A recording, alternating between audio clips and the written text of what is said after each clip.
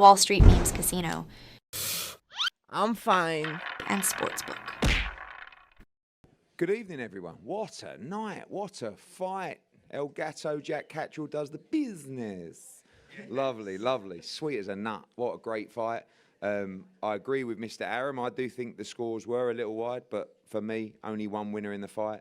A tremendous fight. I think the first round was better than the whole of the last fight, and it just went backwards and forwards. Jack dominated the first 7 rounds. Josh came back into the fight. Jack closed the show. Great advert for boxing as a whole. And Sam Jones, the champ here, and Jamie Moore, available for you guys. Far away.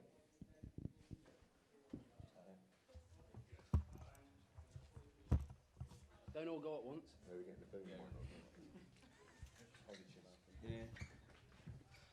Matt Lenehan for Boxing Social. Jack, how much of a relief was it when them scorecards were getting read out after everything you've been through, 2 years of waiting, and just to hear your name get read out as the winner? Yeah, it was a big relief. I turned to Eddie. We've been there before where I thought I won the first fight clearly, didn't get the decision. Although I thought I won tonight clearly, you never know. Some of the scorecards you see, so to get the decision, rightfully so, was a big relief for me.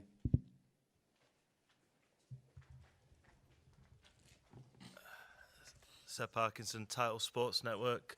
For Jamie and Jack, the game plan in that fight, Jack, you looked like you were using the shoulder to keep Josh off you. Jamie, how did that work? Josh looked like he was going on the inside, and Jack, how did you execute that game plan? Why don't we go first? Yeah. You know what, like me and Jamie speak, but it's never game plan A, B, C. I think you've got to be able to adapt. We're prepared for every outcome. We didn't never, Josh were going to come out of the blocks and give it his all for 4 rounds, or whether he was going to try and drag it to the later rounds. So I think you've got to be ready for anything.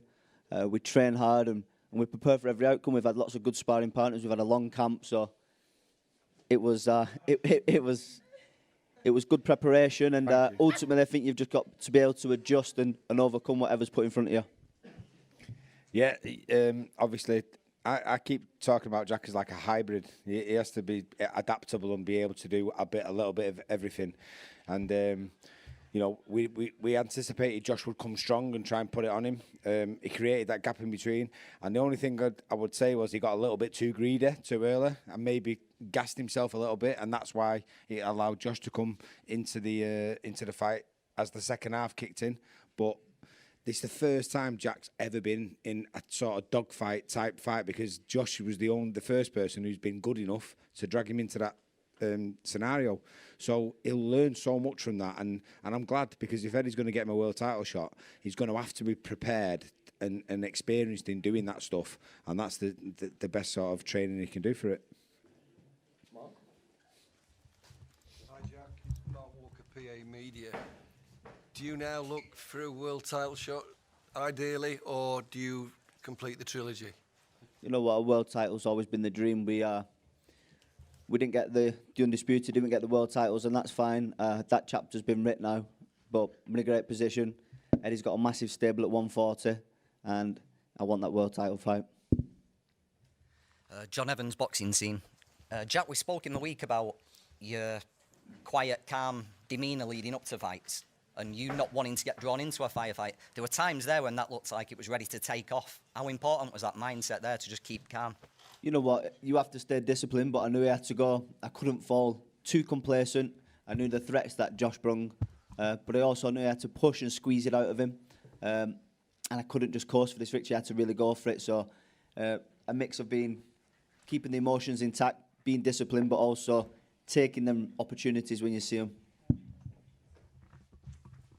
James from ESPN, congratulations, Jack. But Eddie, one for you.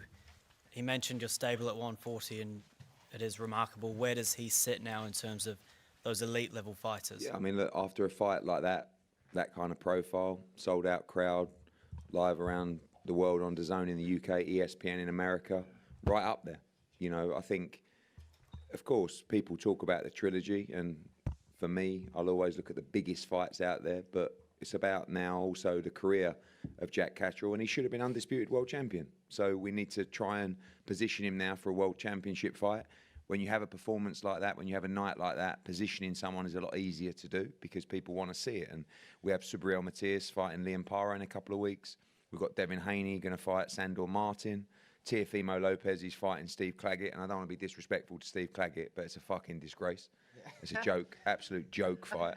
It's on ESPN. I mean, it's like you talk about the Teofimo Lopez coming off a good win against Josh Taylor, says he's the best 140-pounder in the world. That's a joke fight. You know, this is the guy who should be fighting Teofimo Lopez, and we believe he'll beat him all day long. So we believe he should be world champion. That's the thing of the past, but that's the next step, the natural step to fight for a world championship. Yes, Jonathan Ringwalt Media. Jamie, Jack used a triple jab very, very effectively, and his distance management was spot on. Is that something you specifically worked on for this fight? I ain't going to take the credit for it, I'll be honest with you, because Jack Catterall is a phenomenal fighter and he's a dream to train. The reason he's a dream to train is that he's the type of fighter who you're blessed to work with in the context of can you turn your phone on silent, please? Where's Roy Keane when you need him? It's just rude, mate. He's obsessed with boxing. He educated himself, and you know, my job is to use the fighter's skill set. Not so I can coach people and improve him. I've not had to do that with Jack. All I've had to do is take his skill set on board and say, listen, in these moments, this is what you should do. So it's like I'm sort of guiding him through it rather than telling him what to do. He's a phenomenal fighter on his own back, I promise you. I'm not going to take the credit for it. Regan Slaymaker, International Boxing News. Jamie as well. You've just touched on it there, but kind of yourself and Nigel, you've praised Jack. You've given him so much credit throughout the years. I mean, how proud of you of his performance tonight? Unbelievably proud, and it's just over 2 years too late in terms of he should have been crowned undisputed champion, and you know, people talk about you know, tell him to stop fucking crying, blah blah blah. No, that's the absolute pinnacle of the sport, and it got snatched away. Right, so we can't go back there and sort of recreate it. But to say that I'm relieved tonight is an understatement, because, you know, and I understand there might be a small percentage of people who go, let's see the trilogy, it was a great fight. But, God, Jack's sick of thinking about Josh Taylor. I'm sure Josh Taylor's sick of thinking about Jack. I'm certainly sick of watching Josh Taylor. I don't want to do it for another 18 months or whatever. So, please, Eddie, don't make us do it again. I can only look at the numbers. What can I say? No, that's not, you know, as I said. He said straight away as soon as it finishes, like, trilogy. No, look, it's a massive fight, but also with that tonight was a massive fight, and you won that. And fighting for a world title was a massive fight. So one thing we know is a massive fight will be next. And I would listen, if I have a choice, it's for a world title. Lopez.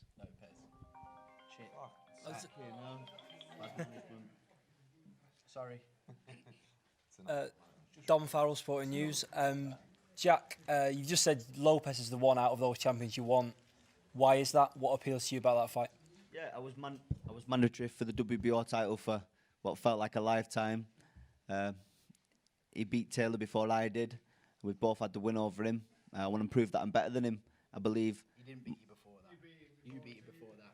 On paper, but listen, I believe I've got the style to beat Lopez, and that's the fight I want. Rob Tubbett from Boxing News. Jack, congratulations on your win. It seems as though you hurt Josh frequently throughout the fight. You buzzed him, I think, as early as the first round, and then specifically later on in the fight. Did you feel that you were going to get the stoppage? Were you surprised that you weren't able to break him down? I know he's a tough man, but still you were hurting him regularly. Yeah, credit to Josh, very tough. I knew I had him hurt a few times. I did press on to try and squeeze it out of him, but listen, he ran through the division, he became undisputed, and you know that he's a top competitor. I didn't get the stoppage victory, but I knew I carried enough power to gain his respect and hurt him, and I beat him up, and that's what I said I was going to do. Jack, Jonathan Aggie of Pro Boxing Fans. What did you say to Josh in the ring after the fight? You know what, there's been a lot of back and forth over the last 2 years, personal messages, etc. And I believe we squashed that tonight. It's been a long time coming, and it's done. That chapter's writ for me now. Regan Slaymaker, International Boxing News. Eddie, with Matthias fighting Paro in 2 weeks and obviously signed to the same promotional stable, is that the likely world title shot if it is that for Jack next? No, I mean, you know, who knows what's going to happen later on in the year in Riyadh as well. You know, we talk about a potential USA versus UK card as well that His Excellency's looked at. Tiafimo against Jack Catterall, great fight out there. Haney against Catterall, Matthias against Catterall. I mean, you know, I know that he watches every show, and he would have watched that card tonight. And he would have been very impressed, not just with Jack's performance, but the atmosphere as well. I mean, is it one of the best atmospheres I've seen, you know, and I think I was a little bit reluctant to come to this arena because it's just the Josh Warrington fortress, but actually you realise it's also a city that knows its boxing. And there was a lot of people from Chorley. There's a few people from Edinburgh in there as well, you know, and I just think that when you get the two sets of fans, just unbelievable. The ring walks, you know, the hairs stand up on your neck, and that's what it's all about. And it was a complete night, you know, not just the atmosphere, but a great fight and a great performance. And that's really, honestly, what matters. Because to take these guys forward, if it's not a great fight, look at Nige. You all right, Nige? He's on the piss. He's on the piss. It's important. You know, it's really important to look good and to entertain the crowd. And that's what Jack did tonight. John from Boxing Scene again. Is the doctor here? Can the doctor see Nigel, please? Jack, we've seen you at Bowlers, at Bolton's White Hotel over the years. You know, you've come started from the bottom. What did it feel like when you walked out and you saw that you'd filled this arena now? What was the sense of feeling there? And Sam, what did you see in Jack all that time ago to think that he could become this fighter that could do arenas? You need dance partners in boxing. There's very, very few superstars in boxing. And I've said this all along. Without dance partners, there isn't big fights. And Jack needed that this night, which is the reason why I was on Eddie's ass to make the fight, because I knew it would fill an arena. I knew it would sell. As soon as they came together, like what he says, on site. It's what you want to see in boxing. Healthy rivalries. And that was one of the best atmospheres I've personally ever seen. Thought the ring walks were amazing. Thought the fight was amazing. Josh is a fantastic fighter. But let me tell you, he's a fucking fantastic fighter as well. Sorry for swearing. Jack, just going off what Eddie said, world title shot in Saudi Arabia, sound like a good plan? Yeah, listen, we've said we want a world title fight. Eddie's got the stable of world champions, and I'm sure Sam and Eddie will come to something, and I'll be back in the gym in a couple of weeks, and I'll be ready to go. Wedding first. My wedding. Yeah. Wedding first. All right, guys, just want to say thank you for all your help and support this week. What a great night. Off to Riyadh we go. Jack Catterall, congratulations.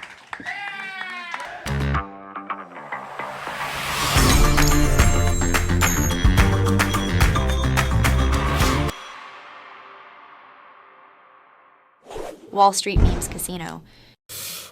I'm fine. And Sportsbook.